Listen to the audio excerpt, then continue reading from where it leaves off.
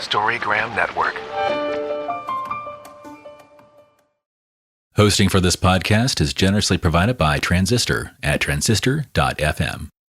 If you would like It's Not About Food podcast a week earlier and ad-free, please support me on patreon.com/It's Not About Food. For more information about my books, my work, and my body love cards, you can go to my website at itsnotaboutfood.com. Hi, my name is Laurelee, and this is It's Not About Food. So it's not about food, and it's not about weight. What is it about? Everything else. Because it's never ever about food or weight. Never ever. Not even one time. Not ever. Ever, ever.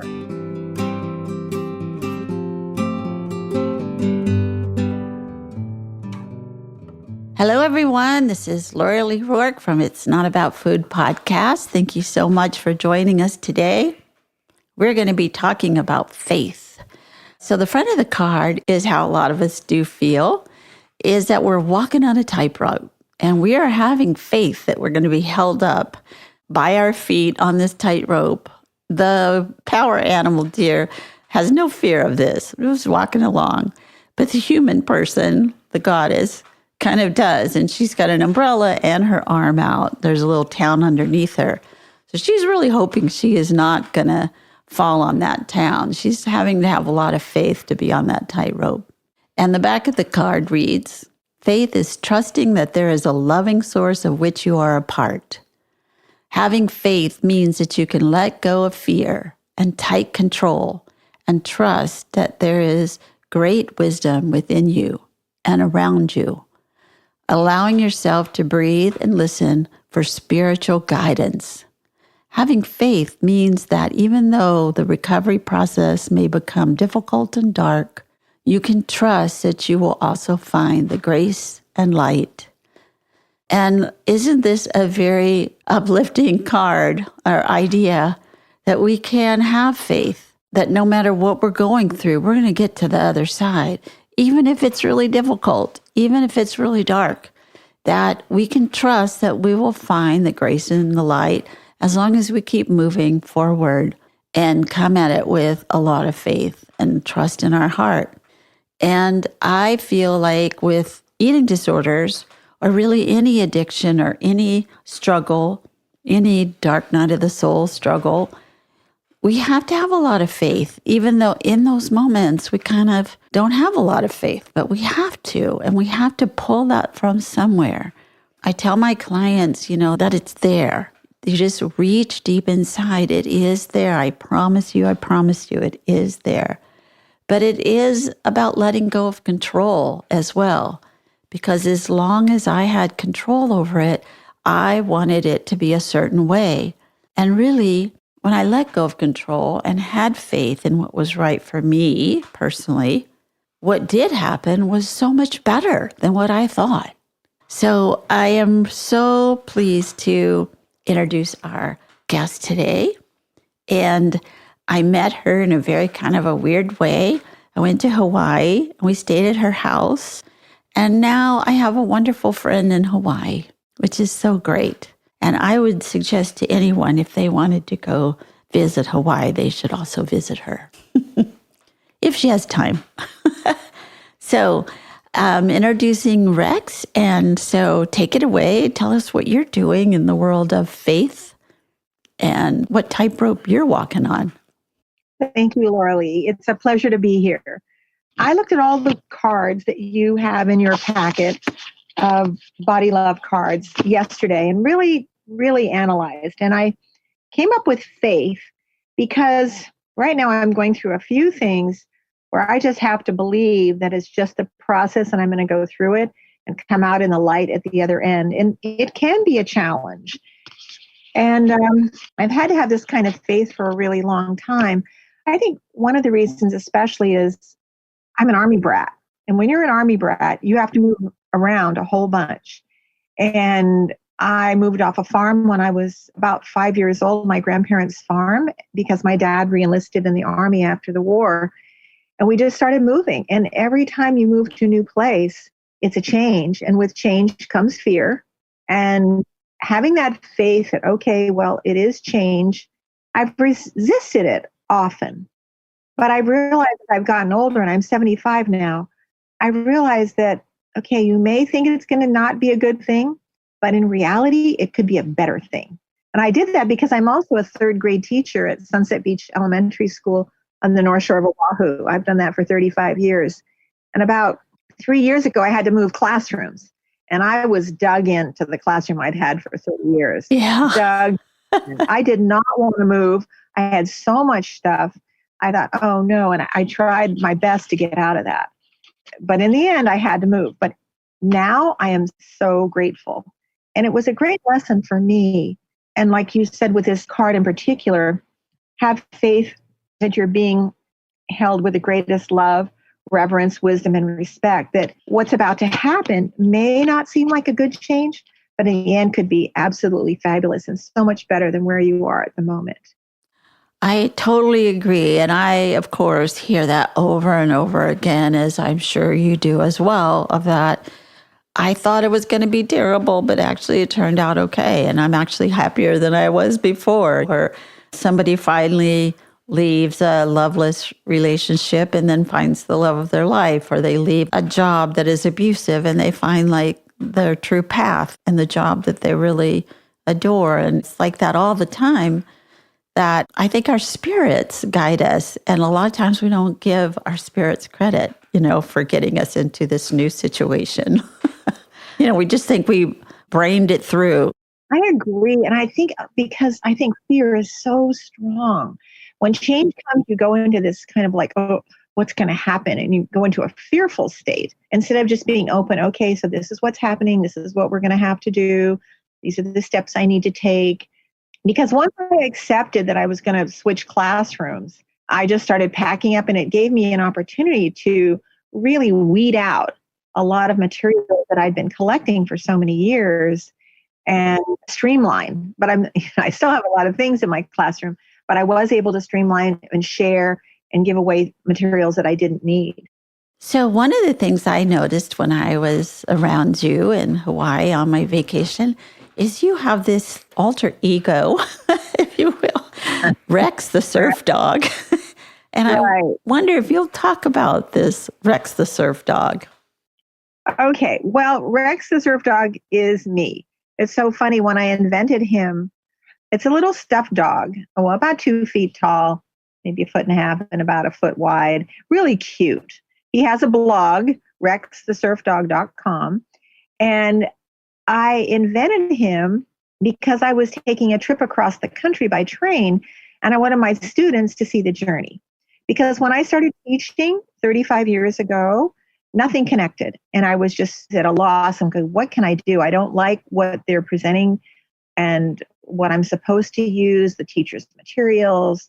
I didn't like any of it. And I thought, okay, so I'm going to design my own curriculum. What I did was I went from big picture to details. And it's like a Montessori method, Maria Montessori.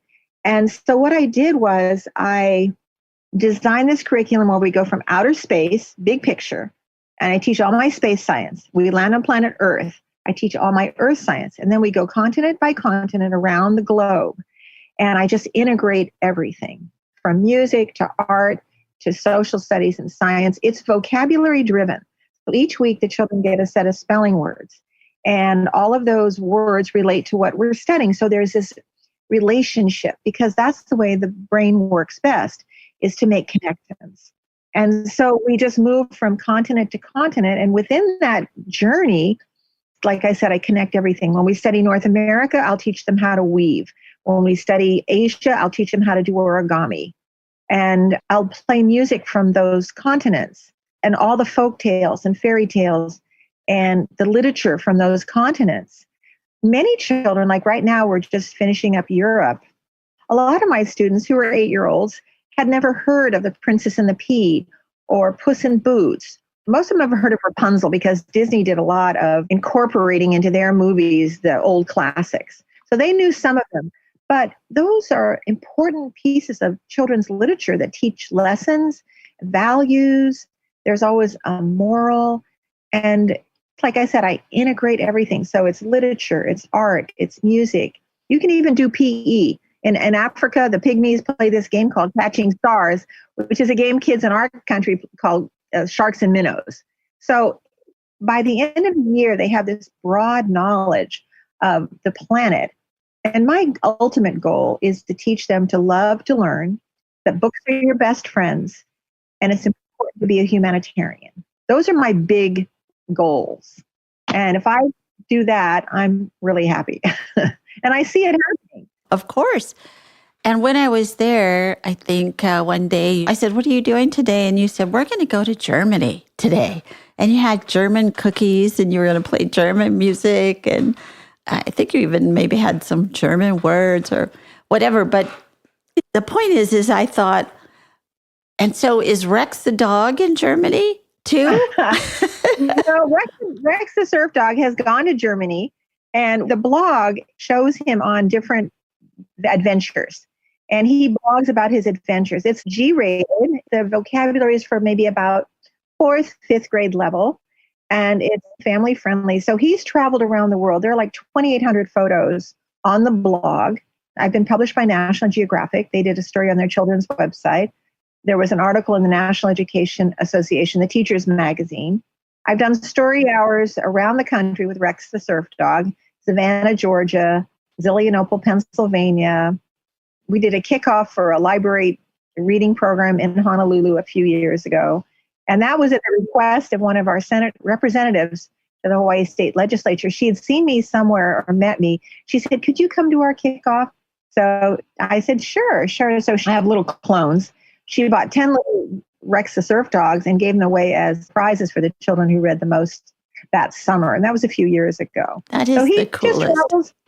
He just travels around the world.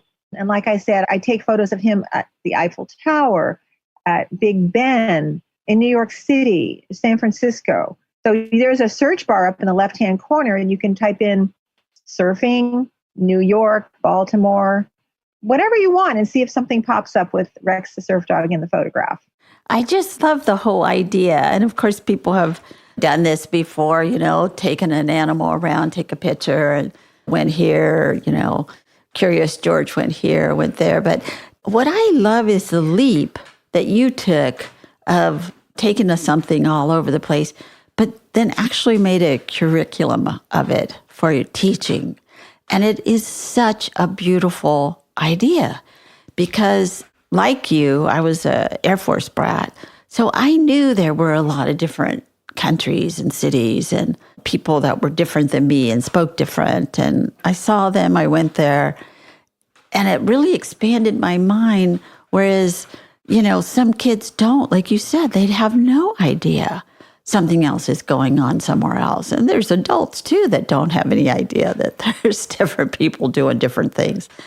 And I just think it opens up that whole world for all of us to be involved and be curious and to be just of the world instead of your little tiny box, and you watch a little tiny box and you're in a little tiny box. And your brain becomes a tiny box. Yeah. So I just love that. And it's brilliant to use a little dog because when we're little, we can't relate to somebody, some person, an adult. It's like that, what Charlie Brown hears, wah, wah, wah, wah, wah, But we can relate to a little dog when we're little, or a little cat or a little squirrel or a little whatever. So just brilliant for you to come up with that. And I wonder, so have you heard from your students when they're older that have said, wow, it just opened up the world for me? It's so interesting. Not only do I have the blog and this, I call it, It's Around the World We Go, is the title of the curriculum. And it's a global whole learning curriculum. And I also integrate gardening and being outside. My minor in college was biology. My major was early childhood education. So life science is really important to me. So I've always had a garden at the school. I've always wanted to teach the children how to grow. And so I've been doing that. So just the other day, I ran into one of my students who is a police officer, and he was in a coffee shop up in the middle of the island, a town called Wahiwa. And I saw him, and wanted to talk to him about something I wanted to talk to him about. But I went and said hello, and I'd seen him not too long ago, maybe within the last year or two, out here on patrol at Sunset Beach. But I went up to him, and he was training a new guy. And I said, oh, I was his third grade teacher. And this new guy that he's training, this new police officer. And then the young man, he said, yeah, you were the best teacher. You let me play in the dirt. Oh, because I'm teaching him to grow and mulch and pull weeds and transplant. And those things are so important. Those are life skills. And to me, that's what a teacher does. You want to teach life skills. It's not just about teaching to the test. And like this year, third grade across the country, in most public schools, the kids are being prepared for this really difficult, and I mean challenging, computerized test. Either it's the Smarter Balanced, or I forget the other name of the company, but two of them have a monopoly on this testing. So it's so rigorous. It's way too difficult. It's complicated. Kids are in tears sometimes because they don't know the answer. That's not what learning and loving and the joyful experience of learning is about. So anyway, I do my best. I mean, I prepare them as best I can for this computerized test, but at the same time, I integrate a lot of art, music, and especially being outside in the garden. If you would like to have a weekly newsletter that has some information about recovery or what people are doing in the world or what I'm doing in the world, and just information about how to recover and what to do and how do we have faith and trust and love and openness to our own selves, you can go to my website at itsnotaboutfood.com. Storygram Network. Welcome to One Media, One Media. When you're whining with nurses. It's a place I like to call The Bleed. My name is Laurelee, and this is It's Not About Food. Storygram Network. I joined Beyond Hunger about 3 years ago after my own eating disorder recovery. I've been with the Peer Ed program for over a year. I've been a peer educator for a few weeks now. Beyond Hunger is an amazing organization in which high schoolers like me get to go to schools across the Bay Area and educate teens and students on mental health, body image, intuitive eating. And I joined because it really helps people. I joined the program because I believe that the information we provide people my age is very important. Beyond Hunger has allowed me to connect with the youth in my community and reaffirm to myself what I know is true.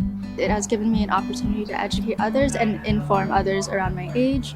And I just think it's a really wonderful program. Because I want to teach other teens what I never learned. Appreciating your body through its ups and downs, navigating diet culture, and learning about intuitive emotions and hunger. And I felt that it was super important to continue to make change in the community.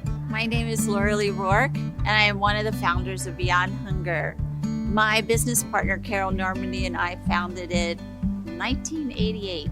But for the last 25 years, we've been going into schools and talking about the issue of eating disorders and body hatred. We train young women to go in with us, peer to peer, student to student, and it is a wonderful program. Please give generously. Thank you. I love that. And you're right. And of course, Hawaii, the whole island is a garden. I mean, it's, you get off the plane and it smells like a garden instead of like an airport. It's one of my most favorite places in the universe, really. But I'm also thinking about who are these people who are thinking that our kids need to be tested in this certain way and dropping other things that they also need to learn, just as important. I go into schools with peer educators that are much closer to the ninth graders that we usually go into in age. And we talk about eating disorders and body hatred. But really what we talk about is learning to love yourself and learning to trust yourself and learning to take care of yourself And how do we do that without turning to fill in the blank, whatever it is? And this year, for the first time, I heard, I can't bring you in this semester because we are having to prepare for a really hard test. And we're not going to be able to have you come in this semester. So last semester, when they had a whole other, so it's ninth grade, they had a whole other group of people who got the Beyond Hunger peer education come into their classroom. This year, they didn't have that. And it's a whole group of other people, other students. So those students didn't get it. And I said, so what do they think happened in December? Nobody had eating disorders anymore? And the teachers went, no, that's why I'm going rogue and I'm having you come in anyway. But how wonderful. Yes. So I'm under the radar, if you will. Is okay with me? I'm really glad to hear that. Yeah. Yeah. It's so critical because I know I don't read much fiction, but I read a lot of science about the brain, how the brain works, and emotions and teaching and learning. And what I've read and what I know is that the reasons a lot of times people overeat is because they're under stress. Because when you chew, it reduces stress. They put rats in cages, they electrify the cages, the rat's adrenaline goes up, they put a block of wood in there, and the rat gets to chew on it. And so when they electrify the cage again, its stress level is lower.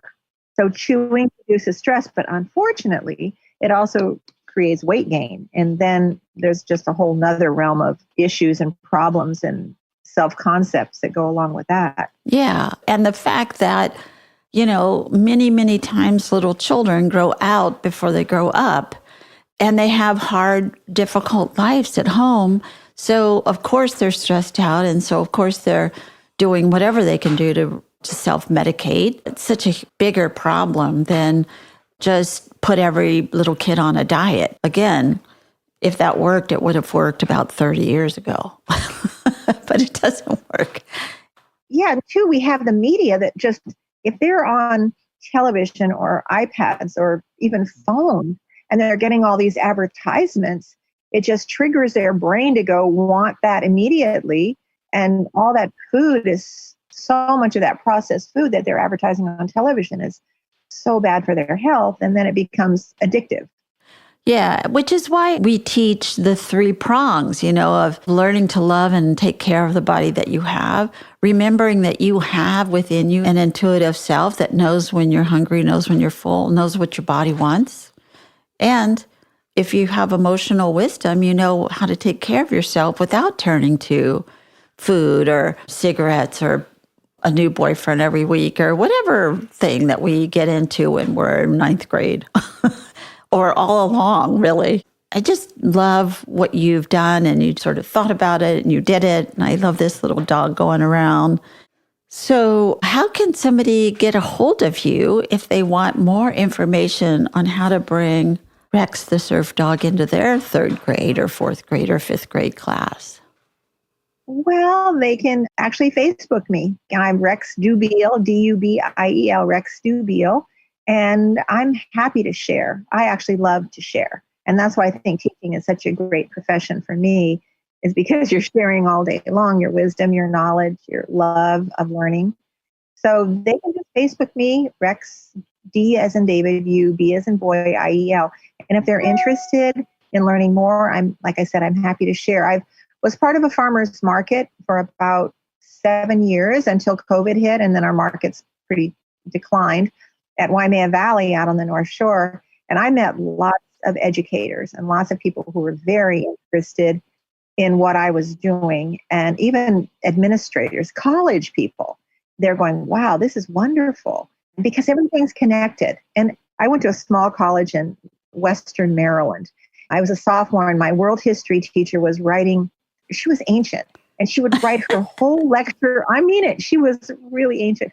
She would write her whole lecture on the board. And because I'm a real visual learner and I love dialogue, seeing her words on the board, processing what she was teaching me, all of a sudden the light went on. I went, everything's connected, and everything is connected.